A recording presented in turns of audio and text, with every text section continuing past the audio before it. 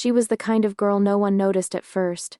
Always sitting at the corner of the cafe, wrapped in oversized sweaters even in summer, eyes lowered behind thick glasses, fingers nervously tracing the rim of her coffee cup. Her name was Ilara, and to most people she was just painfully shy. She barely spoke above a whisper, she avoided eye contact. When someone laughed too loudly she flinched, but if you paid close attention, you would notice something strange. Every few weeks, Ilara had a new boyfriend, not the kind of guys other girls fought over. Not the confident athletes or charming musicians. She dated the overlooked ones. The awkward men with crooked teeth and uneven beards. The quiet office worker who smelled faintly of anxiety. The gamer who rarely left his apartment. The man whose laugh made others uncomfortable. And then, after a month or two, those men changed. They became pale, hollow-eyed, drained, and eventually they disappeared from her life completely. No fights, no drama, just gone. The story begins when Daniel notices her. Daniel works at a small bookstore downtown. He's thin, slightly hunched, and painfully aware of the way people look past him.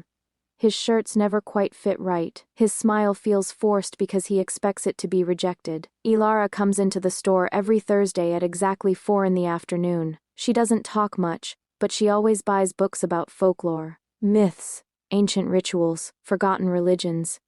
One day, Daniel gathers the courage to speak to her. "You like mythology?" She startles slightly, then nods. "I just find old stories comforting," she says softly. Her voice is warm, almost musical. They begin talking every Thursday. Short conversations at first, then longer ones. Daniel finds himself waiting for her all week. She laughs at his awkward jokes. She listens when he talks about his failed writing dreams. No one listens like that. After 3 weeks she asks him out. Daniel is shocked. "Me?" She smiles shyly, looking down. "I like quiet people." Their first date is simple, a walk through the park at night. She holds his hand, and he feels a strange warmth spread through his chest. Not just happiness, something deeper, something heavy. She asks him questions that feel unusually intimate. "What scares you the most? What do you regret? When do you feel the most alone?" Each time he answers, her grip tightens slightly. Daniel starts sleeping better after that night. He dreams vividly, strange dreams of forests, of whispering voices, of a woman standing in the shadows watching him. But soon the dreams change. He begins waking up exhausted, not just tired, drained. At work he struggles to focus. His reflection in the bookstore window looks different. His skin duller, his eyes sunken. Ilara, however, looks radiant. Her skin glows softly. Her hair seems darker, shinier. The heavy sweaters disappear, replaced by clothes that accentuate her delicate features. When Daniel mentions how tired he feels, she brushes her fingers against his cheek. "You just need to let go of your stress," she whispers. Her touch sends a chill down his spine. Meanwhile, another man watches from a distance. Marcus. He's a delivery driver who dated Ilara 6 months ago. He used to be energetic, loud, full of jokes. Now he moves slowly, as if gravity presses harder on him than everyone else. His doctor can't explain his chronic fatigue. His blood tests are normal. His heart is fine. But something is missing. He sees Daniel leaving the bookstore one evening, arm in arm with Ilara. Panic flashes in his eyes. He approaches Daniel the next day. "Stay away from her," Marcus says bluntly. Daniel frowns. "Is this about you two breaking up?" "You don't understand," Marcus insists. "She's not normal." Daniel laughs nervously. Marcus grabs his wrist. His grip is weak but desperate. "She drains you. Slowly. You won't notice until it's too late." Daniel pulls away. It sounds ridiculous, but that night the dreams return stronger. He sees Ilara standing in a forest clearing under a full moon. She is no longer shy. She stands tall, confident, ancient. Symbols glow faintly around her feet. The air hums with energy. Around her are shadows of men. Men he vaguely recognizes. Their bodies dissolve into mist, flowing toward her like smoke being inhaled. Daniel wakes up gasping. The next day he confronts her. "I had a strange dream about you." She tilts her head. "Oh? You were in the woods." There were symbols. And people. Her smile freezes for half a second. "Dreams reveal truths we're not ready to see," she says softly. Daniel feels something shift. He begins noticing small details. The way her pupils sometimes widen unnaturally in dim light. The way candles flicker when she enters a room. The way he feels slightly weaker every time they kiss.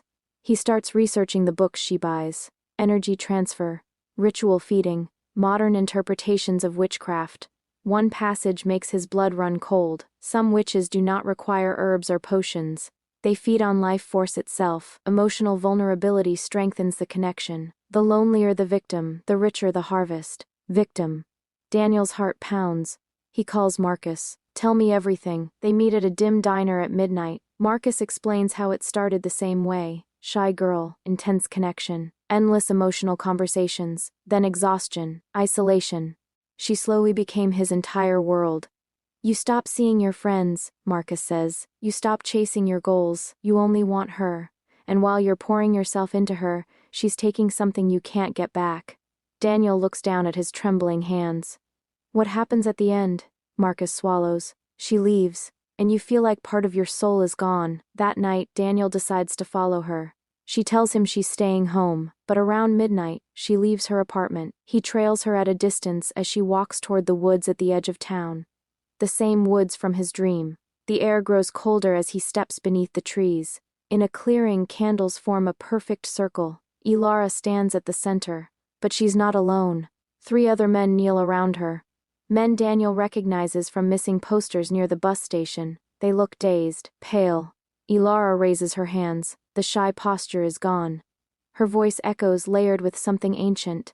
You gave yourselves willingly. You craved connection. I offered it. A faint mist rises from the kneeling men. It flows toward her, wrapping around her body like silk. Her eyes glow faintly gold. Daniel steps into the clearing. Stop, the ritual falters. Her glowing eyes shift toward him. You were supposed to see this yet, she says calmly. The men collapse, unconscious but alive. Daniel's voice shakes. You're killing them. She smiles gently. I'm sustaining myself. The world feeds on the weak every day. I simply do it honestly. You target lonely men. I target those who already believe they have no value. I give them love. I give them intimacy. In return, they give me what they barely use. Their life. Energy, she corrects softly. She steps toward him. You feel it, don't you? The connection between us. Despite everything, Daniel does feel it.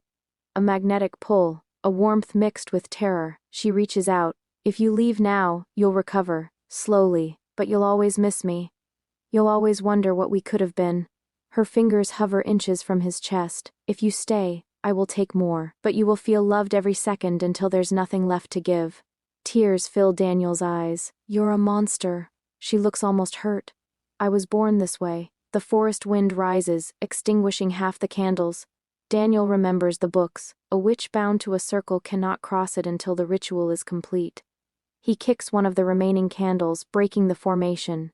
The glowing symbols on the ground shatter like cracked glass. Ilara screams, not in pain, in fury. The golden light in her eyes flares, then fades. The mist disperses back into the unconscious men. She stumbles, suddenly looking fragile again. Small, human. Daniel rushes to the kneeling men. They're breathing. Ilara's voice trembles. You've weakened me. Good. She laughs bitterly. Do you think this ends it? I've survived centuries. I adapt. Police sirens echo faintly in the distance. Marcus must have called them. Ilara looks at Daniel one last time. You were different, she says quietly. I almost didn't want to take from you. For a moment, he sees genuine sadness in her eyes. Then the wind howls violently. The candles extinguish completely, and she's gone. The men recover slowly over weeks. Doctors call it severe stress and dehydration. No one believes Daniel's story. Marcus improves slightly, not fully, but enough to smile again. Daniel returns to the bookstore. He avoids the folklore section now. But sometimes, at exactly 4 in the afternoon, the bell above the door rings. And for a split second, he expects to see oversized sweaters and shy eyes behind thick glasses. Months pass. Then one evening in another town miles away, a quiet cafe welcomes a new customer. A shy girl sits alone in the corner. Oversized sweater, lowered eyes, a nervous smile. Across the room, an awkward man gathers the courage to speak to her. She looks up, and her eyes flicker gold for just a moment.